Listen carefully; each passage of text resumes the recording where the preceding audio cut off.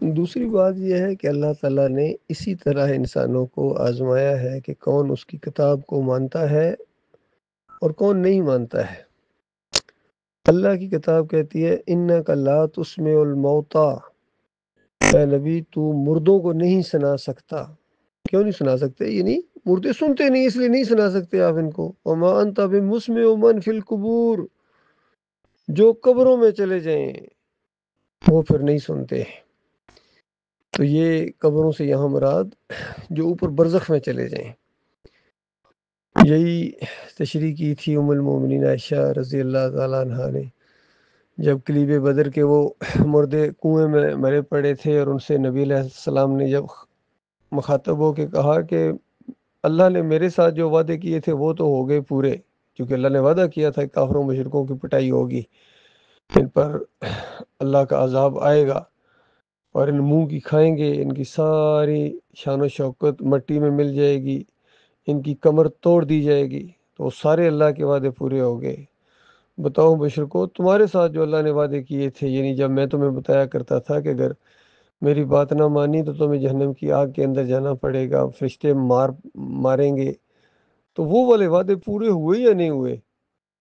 تو عمر رضی اللہ تعالیٰ نے کہا کہ اے اللہ کے رسول، ان جسموں سے کب خطاب کیا جاتا ہے، یعنی بات کی جاتی ہے جن میں روح ہی نہیں ہے، کیونکہ سب کا یہ عقیدہ بنا دیا گیا تھا کہ موت کے وقت روح نکلتی ہے، روح نکل جاتی ہے۔ جب روح ہی نہیں ہے پھر یہ کہ ان سے بات چیت کرنے کا فائدہ کیا؟ تو نبی علیہ السلام نے فرمایا الآن، یعنی اس وقت اے عمر تم ان سے زیادہ سننے والے نہیں ہو۔ تو یہ بات جب اس طریقے سے پہنچی ام المومنین کے پاس تو انہوں نے کہا کہ اس سے مراد یہ ہے کہ اب وہ جان گئے ہیں، تم ان سے زیادہ سننے والے نہیں ہو، اس سے مراد کہ تم ان سے زیادہ جاننے والے نہیں ہو کہ میں ان کو کیا کہا کرتا تھا، کیونکہ وہ بھگت رہے ہیں اور آپ لوگ تو ابھی ایمان بالغیب کے اوپر ہے، وہ تو بھگت رہے ہیں، تو زیادہ ماننے والے کون ہوئے؟ اس انداز سے ایک بات بتائی گئی تھی، ادبی انداز بھی ہے، سمجھنے والوں نے سمجھ بھی لیا، لیکن مولوی صاحب کی سمجھ میں یہ چیز نہیں آ رہی ہے، اور اس طرح کی روایتیں سے ہیڈنگ باندھتے ہیں، اور ایک پوسٹ بنائی انہوں نے، اس پر موٹا موٹا لکھا مردے دیکھتے ہیں، سنتے ہیں، بولتے بھی ہیں۔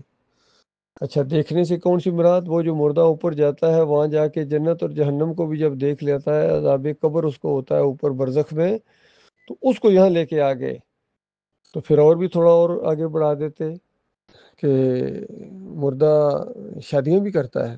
کیسے جی؟ وہ شہداء کو وہاں حوریں ملتی ہیں، شادی ہوتی ہے اس کی وہاں، پھر مردہ جو ہے وہ غسل بھی کرتا ہے جناب، وہ نہروں پر جاتا ہے، وہ اس طرح کرتا ہے۔ تو پھر بتاؤ، پھر یہ والا مردہ کرتا ہے یا وہ جو اوپر جنت میں چلا گیا ہے؟ وہ تو عرش الہی کے نیچے قندیلیں ہیں، بڑے بڑے محلات ہیں، ان کے اندر رہتا ہے، تو بتاؤ عرش الہی پھر قبر میں آ گیا ہے؟ اس طرح اس مولوی کی مت ماری گئی ہے۔ تو ایسی روایتوں سے جس کے دو معنی بھی ہو سکتے تھے، اس نے وہ معنی لیا ہے جو قرآن کا انکار لازم آتا ہے اس سے، اور وہ معنی اس نے نہیں لیا ہے قادیانیوں کی طرح، جس طرح خاتم النبیین سے انہوں نے وہ معنی لیا کہ وہ جی سٹیمپ لگانے والے ہیں، یعنی نبی علیہ السلام نبیوں کی سٹیمپ لگایا کرتے تھے، وہ نبی جب بنتا تھا تو وہ گویا نبی علیہ السلام سٹیمپ لگاتے تھے، تو مرزا غلام محمد قادیانی پر بھی لگا دی ان کے کہنے کے مطابق۔ ایسا انہوں نے قرآن کا انکار کیا ہے، حالانکہ ختم النبیین یعنی نبی اختتام معاملہ ہو گیا، آخری ہیں، ختم ہو گیا نبیوں کا سلسلہ، سادہ مطلب تھا، پھر حدیثوں میں تشریح آئی، پھر عملی طور پر صحابہ نے اس کو مانا، لیکن مولوی صاحب ماننے والے نہیں ہیں بھائی۔ مولوی صاحب کہتے ہیں مردے تو سنتے بھی ہیں، ظاہری بات ہے، جب وہاں اوپر پہنچے اب خوب سن رہے ہیں، دنیا میں نہیں سنتے تھے، دعوت جب ان کو توحید کی دی جاتی تھی، ایمان عقیدے کی دعوت دی جاتی تھی تو کہتے تھے سنو ہی نہ ان کی باتیں، کان بند کر لو، آگے سے گالیاں دیتے تھے، الزامات لگاتے تھے، اس طرح توحید سے چڑ تھی ان کو اللہ کی وحدانیت سے۔ تو اب جب سارے منظر دیکھ لیں، اب تو خوب دیکھتے ہو، تو یہ اوپر کی بات ہو رہی ہے، وہاں یہ خوب سنتے ہیں، خوب دیکھتے ہیں، باقی یہ مردہ یہ تو لاؤڈ سپیکر کی آواز نہیں سنتا ہے، یہ ان جوتوں کی آواز کہاں سنے گا؟ یہ سب اوپر کا معاملہ ہے، تشریح کرنے والوں نے اسی طریقے سے کی ہے۔ ہاں، یہ مولویوں کی چالاکی ضرور ہے بھائی، انہوں نے اللہ کی کتاب کو پیچھے کر دیا ہے، تو پوچھو وہ مردے کون سے ہیں جن کے بارے میں اللہ کہتا ہے کہ یہ مردے نہیں سنتے ہیں؟ وہ کون سے مردے ہیں؟ یہاں بریلویوں کے مردے سنتے ہیں، دیوبندیوں کے مردے سنتے ہیں، اہل حدیثوں کے مردے سنتے ہیں، تو وہ والے مردے کے دریں کون سے ہیں جن کو اللہ کہتا ہے مردے نہیں سنتے ہیں؟ تو یہاں مولوی اکا بکا رہ جاتا ہے، جیسے آج پہلی دفعہ یہ بات سنی۔ اس طرح انہوں نے فراڈ کیا امت مسلمہ کے ساتھ۔ باقی اللہ نے انتقام بھی پھر ایسے ہی لیا ہے اپنے بندے کے ذریعے۔ یہ دعوت اس انداز سے اٹھی کہ دیکھو یہ مردوں کے سننے کا عقیدہ یہ شرک کی جڑ ہے۔ یہ احمد بن حنبل کے ذریعے، ابن تیمیہ کے ذریعے، ابن قیم کے ذریعے، ابن حجر عسقلانی کے ذریعے، اور پھر یہ اعلیٰ حضرت اور ابو العلا کے ذریعے، یہ سارے انہی مردوں کی طرف اشارہ کر کے توصیف الرحمان راشدی ہوں یا علی انجینئر ہوں، وہ بھی اسی قبر کی طرف اشارہ کرتے ہیں۔ اور جو کہے کہ ان قبروں کے اندر نہیں سنتے ہیں، یہ بے جان لاشیں ہیں، مرے ہوئے تو مانو، تو اس کے بعد کہتے ہیں یہ حدیث نہیں مانتے ہیں، نازل کا یہ دیکھا ہے ہر ایک اسی طریقے سے۔ محمد حنیف کہتے تھے یہ یوسف علیہ السلام کو سجدہ نہیں مانتے، یہ قرآن کے انکاری ہیں۔ معراج الدین کہتے ہیں کہ ویڈیو کے ذریعے یہ جو تم توحید پھیلا رہے ہو، تم حدیث کو نہیں مانتے ہو، گویا حدیث میں آیا ہو کہ ویڈیو بنانا جائز نہیں ہے۔ یہ اس طرح دھوکہ دیتے ہیں لوگوں کو فراڈ۔ یہ ان کا سارا فراڈ اللہ کے ہاں بالکل اس کا پردہ چاک ہو جائے گا۔ اصل میں ان کے اندر کہیں نہ کہیں بیماری ہے، فی قلوبہم مرض فزادہم اللہ مرضا۔